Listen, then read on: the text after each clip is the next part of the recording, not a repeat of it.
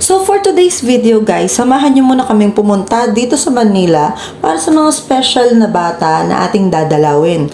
So ngayon, ang pupuntahan natin ay ang Home for the Angels Crisis, Home for Abandoned Babies Foundation Incorporated. So ang founder nito ay si Sir Lito Atienza. Siguro naman familiar kayo.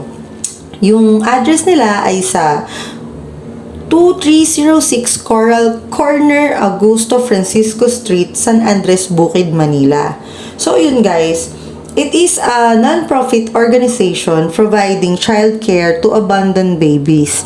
Nung nagpunta kami dyan, in-interview namin si ma'am, and ang sabi niya, ang age range ngayon na nandun sa kanila is 0 to 5 years old.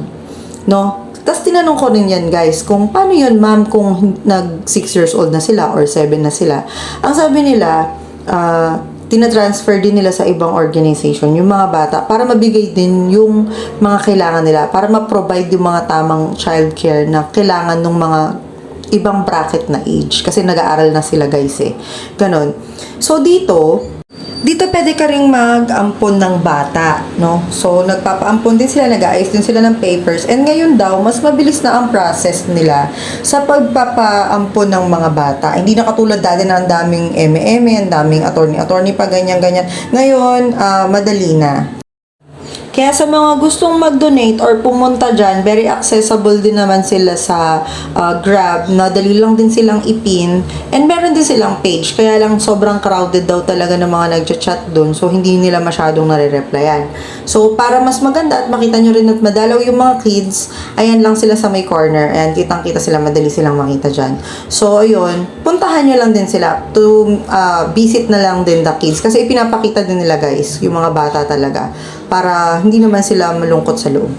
May protocol po lahat ng orphanage or other organizations na ganito na bawal pong ipakita yung mga clients nila. So tayo, alam naman natin lahat yun, alam nyo rin naman yun. Hindi rin naman ako usually nagpapakita talaga ng mga bata, ganyan. At hindi ko na rin talaga pinopost yung mga donations natin sa ibang lugar. Pero wala lang, gusto ko lang ipakita sa inyo to, baka gusto nyo lang mag-share sa kanila ng kayo-kayo mismo, pwede naman. Gusto ko lang din magpasalamat sa lahat ng mga nagsusuporta sa atin na mag-donate at laging nagbibigay. Kahit pang samgyup ko yung sinasabi ko, nagbibigay pa rin kayo. Sa kanila po napupunta ito. And maliban po dito, marami po tayong ibang pinupuntahan na charity events. Alam nyo naman yan kung saan yung iba, diba? So after no, nagpunta muna kami ng mall kasi kailangan ko nang ibili ng pagkain yung mga alaga ko. Kailangan naman pakain natin yung iba, tapos yung mga alaga natin sa bahay, hindi. So yan yung treats for Peppa. Tapos, si Thea bumili na rin pang dogs. Nag-shopping na rin kami ng mga kailangan naming supply sa bahay. So, yan lang naman ang ganap namin pag nakakalabas ako within the day. So, yan ang pasilip sa A Day of a Witch Life. Ganun. So, may pagganyan lang tayo. Ayan. So, pag uwi namin, pinakain ko na agad kay Peppa yung bagong cat food na nakita namin sa mall. Tinaray namin kung gusto niya. Eh, mukha namang nagustuhan niya, guys. Ayan. Kain siya ng kain. So, sana tumaba ka dyan, Peppa. Kundi, isasako talaga kita dyan. Char.